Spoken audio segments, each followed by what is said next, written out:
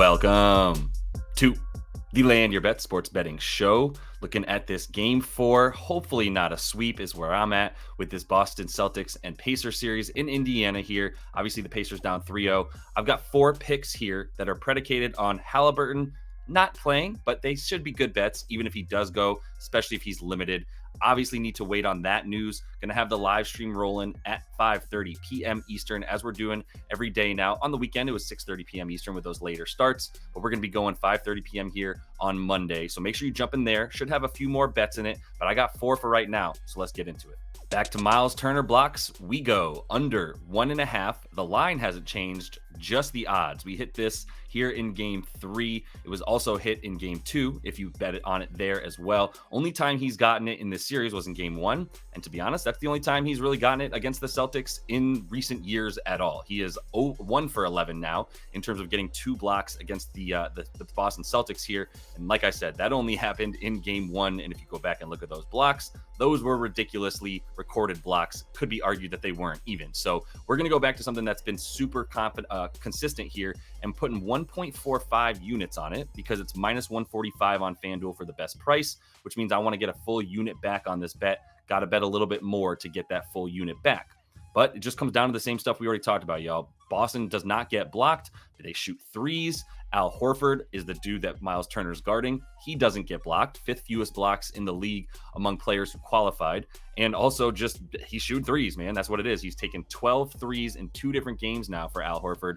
Plus, we're not going to have Luke Kornet out there once again, which means there's no true center who's playing with their back to the basket or really looking to bang down low and get those offensive rebounds and go back up the way that Kornet does, which means Myles Turner block chances just are going to remain super low. If you go back and look at these highlights for Myles Turner in game 3, as we just saw, really barely any even opportunities to get a block because Al Horford is not backing him down or playing with his back to the basket or trying to use those low post moves. Very hard to block 3-pointers. So the whole Celtics team is going to keep going. Even if the Celtics players like Tatum and company do drive into the lane, Al Horford's standing out of the way so that those lanes are open, which means Myles Turner can't really help off. And we just saw Al go off from 3 in this last game with 7 of them. Can't really afford to leave him open, even if he's had a couple off shooting nights here and there. For the most part, right, if he's going to get 12 of them, that's going to be a killer for the Pacers to give up that many shots. So we're going to go back to Myles Turner to get under 2 blocks in this game. And we're also going to go back to the kid, Andrew Nembhard, Nem Fantastic, Nem Sanity, whatever you want to call it, over 16.5 points. It opened at 15.5, and it's gone up a little bit, but I don't mind taking this plus 100. Ladder plays are alive, absolutely. If you want to take this at 20 plus, I get it. I'm not scared of how chalky this comes across, to be honest. I think, especially if Halliburton is out or at best limited, I'm not worried about Halliburton playing and this going under necessarily because Halliburton should still be looking for this kid and giving him some actual 1A opportunities, like as the primary ball handler and scorer. He's not the same 3-point shooter that Halliburton is, even though he came off of 4 for 7 last game. I'm basing this much more so on his ability to get to the basket and the lack of any kind of shot blocking or rim protection for the Celtics without Kristaps still, and honestly without Luke Kornet, who does a little bit more of standing down low as opposed to Al Horford, who is going to be guarding Pascal, but Pascal would rather take Horford from out further away and drive to the basket, meaning he's still going to keep Al Horford away from the basket. The only time Horford's going to be sort of in the way as a potential rim protector is when Pascal is going back to the basket. But Pascal doesn't pass from that position. He's not posting up and then passing out of it very much at all. He's looking to more so take it to the rim against Al Horford. All that is to say, Nembhard going into the lane and getting his should still be a consistent thing. Obviously, we need him to hit those little floaters, but he's also getting all the way to the basket a ton with 5 field goals made inside of 5 feet in this last game as well. So Nembhard's doing work here, and things kind of got unlocked for him after he sort of had to stop guarding Jalen Brunson in that Knicks series. I mentioned this in the last episode about this game. I did think that Nembhard took a big hit on both sides of the floor, offense and defense, because he had to guard Brunson, who really just cut into his self-confidence, which will happen. So we're going to take him to keep that confidence high. The usage rate last game all the way up with the 21 shots, so well above the 18%, closer to 28% on that usage rate for him in this last game from what we saw. And while I expect Siakam to take the bulk of the shots as well, it'll be Siakam, Nembhard, and TJ McConnell that will continue to take a lot of these shots. Maybe we get a few more looks from guys like Nesmith, but everybody else just sort of hid away in the corner, to be honest, and was hoping that these three guys would pull them through. They almost did. Siakam faded in the second half, but Nembhard kept going for the whole game. So no matter what the score of this thing is, even if it gets out of control and the Celtics do start to pull away, Nembhard is still going to be the dude forcing the action with the ball in his hands. So we're going to take him for even money to get 17 points. Going with another Pascal bet, tried to take his points in the last game where he was a head-to-head play with Tatum. Didn't work out as Tatum pulled the hell away with those 39, and Pascal stopped scoring in the second half. So rather than attack his points again, which are all the way up at 23.5 and still viable, rather would go over on that than under, basically because he showed such a propensity to score against Al Horford. He just stopped going to it. Honestly, they started doing a lot more stuff from the outside. So rather than worry about a really high point total for him, I'm going under on the 12.5 rebounds and assists combined. That price keeps dropping, so hopefully you can still get it about minus 130 on DraftKings. Full unit there. And this is something that he has not been doing nearly as much as when he was playing against the Bucks in the first 4 games of that series in the first round. And that was when he was going up against dudes that weren't necessarily as able to limit him until he started facing Bobby Portis. And then Bobby Portis started playing on him, and he goes immediately back into the under on the rebounds and assists. So after going over in the first 4 with 16 a game combined with the rebounds and assists, he's under in 11 of the last 12 games, averaging 9.8 rebounds and assists in that time frame, right?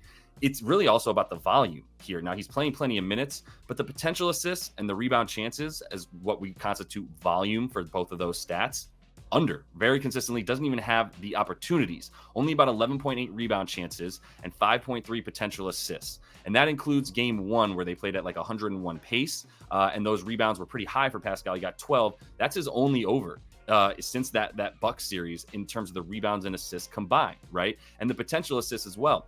5.3. I kind of mentioned this when I was talking about Nembhard and a couple bets here where I just don't like Siakam to pass out of his drives to the basket. He's doing that less than 20% of the time in these first 3 games. When he drives, he goes up. It's that simple. He's looking to either get someone like Al Horford into foul trouble or just go right around him all the way to the bucket or pop up for that little 2-pointer. But they're not bringing help, are the Celtics. They're letting him do his thing. I mentioned it was kind of similar to how Bam Adebayo has been treated in the playoffs, where teams are like, look, as long as the Heat don't hit a bunch of threes on us, we'll give up those 2s to Bam Adebayo, especially for a 3-point shooting team like the Pacers, where they do want to get some guys open for looks. And if the Celtics don't leave those shooters, then Pascal has a one-on-one matchup that it might be favorable for him. Like, he can score on Al Horford, but he's not looking to pass off of that, and they're not giving him looks to pass off of that. And nothing else that he's doing is like playmaking for the purpose of passing. He needs to be one of their, if not their primary scorer, to be honest.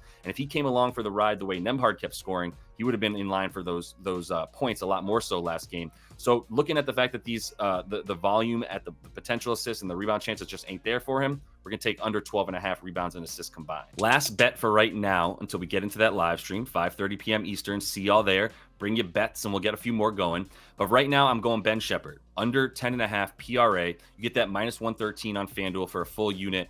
I mean, my man was scared in game 3. And I'm not going to just say because he looked so bad in that last game, automatically we should go under. But this isn't something that you think he's going to be relied upon for. Like, if he's getting the points, all right, fine. If he hits like 3 threes, this bet is dead in the water. He didn't even look like he wanted to shoot those threes. And when he did shoot them, they were a bit rushed. He's got a better defender on him than he's had throughout the playoffs because he's not playing with the backups anymore. He's playing all starters. And part of Ben Shepard's abilities came from the fact that he would come off the bench. If there were still starters on the floor, which there'd be some, he's at least more energetic than them at that point. It's much different coming off the bench and being a spark plug than it is being a starter and being relied upon to be consistent for that long. He did start, but he still only played 25 minutes, which was under roughly the 29 to 30 minute projections that people and sites like RotoWire and Establish the Run were giving him, like a little bit of a bloated minutes projection, because they thought, well, he's starting, and so it looks like he's going to be used because he's a good, versatile guard, and you don't have Halliburton, so you need a bit more ball handling, you need a bit more three-point shooting. I don't really think they want him having the ball in his hands very much at all, outside of just catch and shoot, right? So if you want to just go with the rebounds and assists, you can.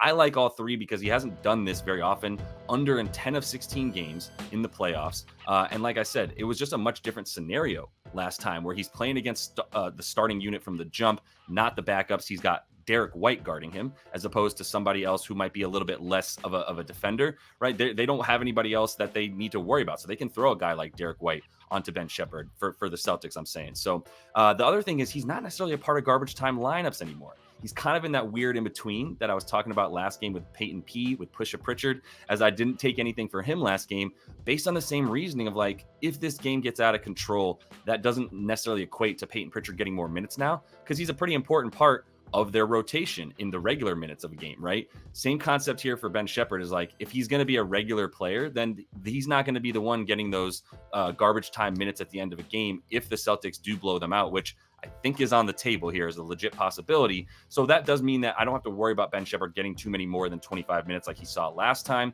The way that he's looked at this point as a young player in such a big game and with such high expectations being a starter, I got to go under once again for him to underperform 10.5 points, rebounds, and assists combined.